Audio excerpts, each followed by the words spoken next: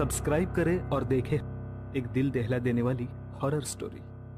बिना घबराए bell icon press करना ना भूलें।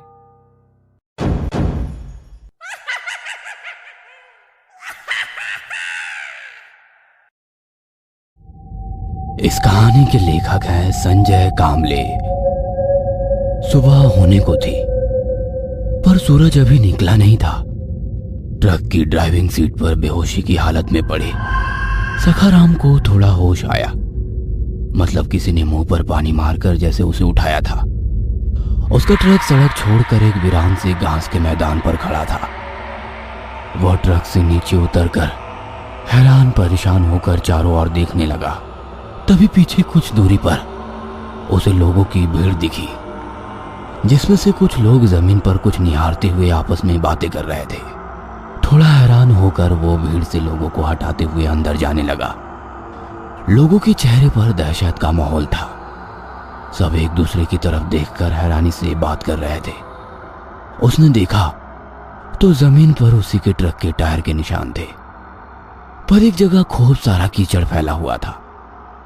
तभी भीड़ से किसी ने कहा, ये देखो, यही ट्रक चला रहा था। सखाराम ने उसकी बातों पर ध्यान नहीं दिया और तभी कीचड़ के अंदर उसे एक इंसानी हाथ दिखा जो खून और कीचड़ से लदा हुआ था। उसने जरा ध्यान से देखा और एक सदमे से जैसे उसके पैरों के नीचे से जमीन खिसक गई। जमीन पर कीचड़ में किसी की लाश थी।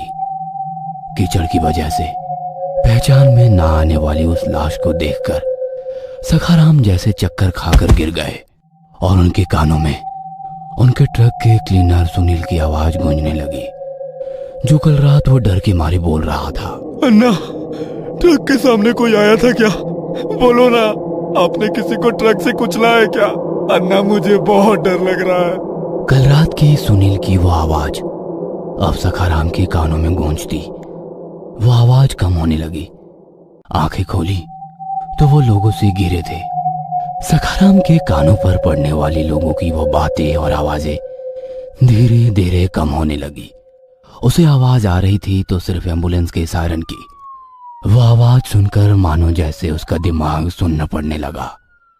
वो जमीन पर पड़ा था और उसके चारों तरफ खड़े लोग उसकी तरफ देखकर हैरानी से आपस में कुछ बोल रहे थे, पर उनकी आवाज नहीं आ रही थी। सखाराम अपनी चौड़ी आंखों से लोगों के हिलने वाले होठों को देख रहा था। धीरे धीरे सब कुछ जैसे धुंधला सा नजर आने लगा। तभी कुछ लोगों ने उसे उठाकर एम्बुलेंस के स्ट्रेचर पर लिटाकर अंदर डाल दिया। कानों में एम्बुलेंस के सायरन की लगातार घूमती आवाजों के साथ बीती रात घटी भयानक घटनाओं का सारा सिलसिला उसके नजरों के सामने आने लगा। डर की वजह से रंग उड़ा हुआ चेहरा, कांपते हुए लफ्ज, डरी सहमी नजर, सब कुछ। बीती रात के 2 बज चुके थे। रात के काले घने अंधेरे में किसी काले सांप की तरह दिखने वाली सुनसान सड़क से माल से खचाखच भरा ट्रक गुजर रहा था। रास्ते की दोनों तरफ खड़े बरगद की पेड़ की लंबी झुकती हुई शाखाएं जमीन तक पहुंच रही थी। शाखाओं के बीच में उल्टा लटकने वाली चमगादड़ों का झुंड देखकर कुछ अजीब सा लग रहा था। उन्हीं चमगादड़ों में से एकाएक चमगादड़ ट्रक के कांच के सामने से झटके से गुजर जाते हैं, पर लॉरी के ड्राइवर सखाराम को इन सब की जैसी आदत सी हो गई थी। इन खौफनाक अंधेरे में एक गाने की आवाज कानों में गूंज रही थी। ट्रक के अंदर लगाए रेडियो एफएम पर एक प्यारा सा गाना लगा था। रात के गहरे सन्नाटे के बीच कानों पर पड़ती वो सुरीली आवाज की वजह से ड्राइवर को नींद नहीं आ रही थी, जिसकी वजह से वह अच्छी तरह से ड्राइविंग कर पा रहे थे। गाड़ी तेज भागने के लिए उन्होंने गाड़ी को गियर में डाला और गाड़ी ने फिर से तेज रफ्तार पकड़ ली। ड्राइवर साइड की खुली छोटी सी खिड़की से भीतर आती ठंडी हवाओं के झोंके जैसे मन को ताजगी दे रहे थे। उसी ठंडी हवाओं के झोंकों की वजह से ट्रक के क्लीनर को गहरी नींद लगी थी। बाईं तरफ के लकड़ी के बेड पर वो इत्मीनान से सोया हुआ था। सड़क पूरी तरह से सुनसान होने के कारण अब ट्रक ने 70-75 का स्पीड पार कर लिया था। क्योंकि कल दशहरा था। सुबह गाड़ी में लदा सामान खाली करने के बाद गाड़ी सीधे रमेश के सर्विस सेंटर पर ले जाकर गाड़ी को अच्छी तरह से सर्विसिंग करके सीधे घर की ओर ले जाकर नहा धोआ कर नए कपड़े पहन के गाड़ी की पूजा करके सिर पर कोल्हापुरी फेटा बांधकर गाड़ी को नारियल चढ़ा के मुंह में बनारसी पान चबाते गांव में घूमकर लोगों से मिलने की उसकी योजना थी। कुछ दिन पहले उसकी बेटी की शादी हुई थी। कल बेटी और दामाद दोनों दशहरे का त्योहार मनाने आने वाले थे। सखाराम महाराष्ट्र के कोल्हापुर का पहलवान बंदा, मतलब उन्हें बचपन से ही पहलवानी का शौक था। 6 फीट की हाइट, काले घुमावदार मूछे और बड़ी हुई दाढ़ी, जिसकी वजह से उनमें एक अलग ही छाप थी। बदन पर हमेशा सफेद कपड़े पर ड्राइविंग करते वक्त शर्ट हमेशा किसी कोने में रखी दिखाई देती थी। मुंह में हमेशा बनारसी पान की लाली, अभी भी उनके मुंह में बनारस का पानी था। अपने ट्रक की खुली खिड़की से पान की पिचकारी बाहर मारते हुए उन्होंने ट्रक के केबिन के अंदर आराम से सोए हुए सुनील की तरफ देखते हुए कहा, ए सुनील, जब देखो दिन रात सोता रहता है, उठ जा। अरे मुझे बहुत बोर लग रहा है। कहाँ सोया हूँ, सिर्फ आंखें बंद करके लेटा हुआ हूँ। आपकी सुरीली आवाज और साथ ही रेडियो में चलते गानों की वजह से कभी नींद आई है क्या? क्यों बे, मेरी आवाज की तारीफ कर रहा है या ताने दे रहा है? ताना? और आपको मेरी इतनी औकात? मैं तो बस सच्चाई बता रहा था कि आपकी आवाज जैसी पूरी रेडियो पर किसी की नहीं। अपनी तारीफ सुनकर सखाराम के चेहरे पर एक अजीब सी चमक आई, पर सुनील का सर उनकी भद्दी आवाज से फटा जा रहा था। आवाज बंद करने के लिए सुनील ने दोबारा से एक पान बनाया और सखाराम को दे दिया।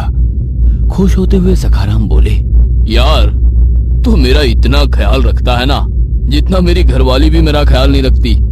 और सखाराम ने वह पान अपने मुंह में डाल दिया। अब सिर्फ गानों की हल्की सी आवाज सुनील की कानों में गूंज रही थी। ट्रक की एक तरफ के कांच के पास बैठे सुनील की नजरें काले अंधेरे को चिरती हेडलाइट की रोशनी में गड़ी थी।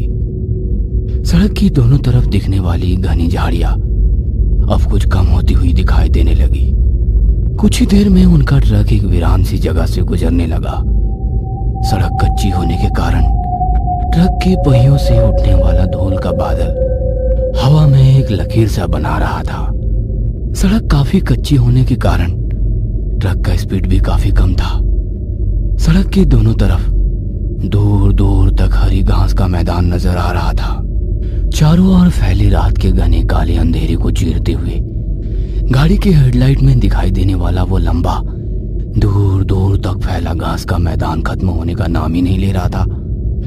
कहीं भी इंसानों की बस्ती नजर नहीं आ रही थी और ना ही कोई और रोशनी दिखाई दे रही थी। दोनों बातों में खो गए थे, हंसते खिलखिलाते मजाक मस्ती करते हुए दोनों का सफर अच्छे से कट रहा था। आने वाली अनहोनी से दोनों पूरी तरह से अनजान थे। सखाराम की नजरें लोरी के कांच से बाहर ही थी और सुनील अपने रेडियो की फ्रीक्वेंसी सेट करने में लगा था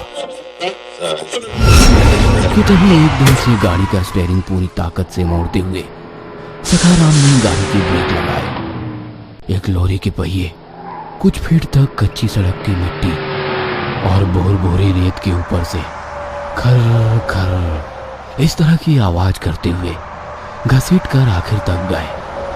झटका इतना असरदार था कि उन्होंने रेडियो के साथ गाड़ी की सामने वाली कांच से टकराया, पर कांच टूटा नहीं। एक जोर की आवाज के साथ ट्रक एक जगह रुक गया।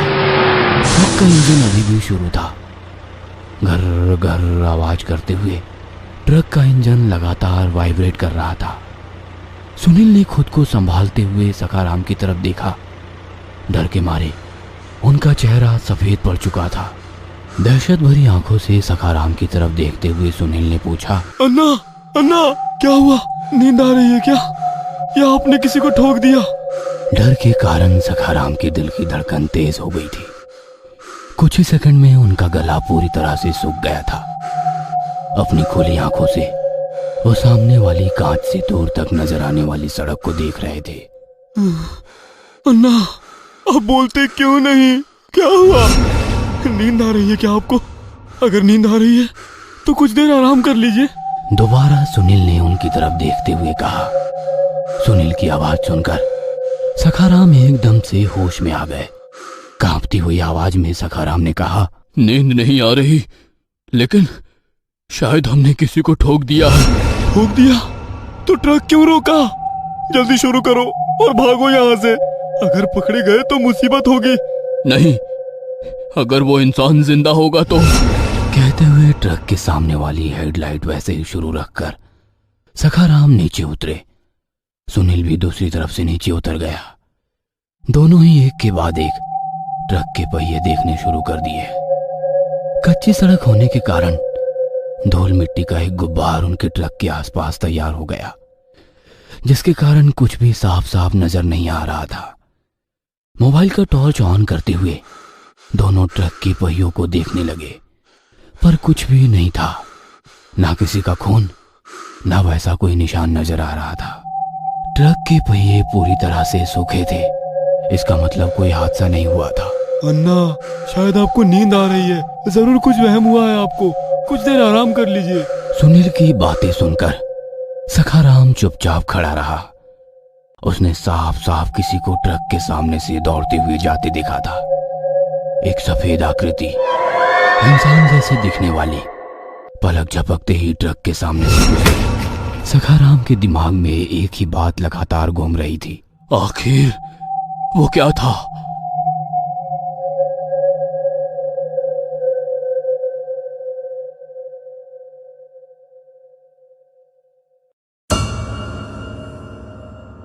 ये कहानी आपको अच्छी लगी हो तो हमें सब्सक्राइब करें।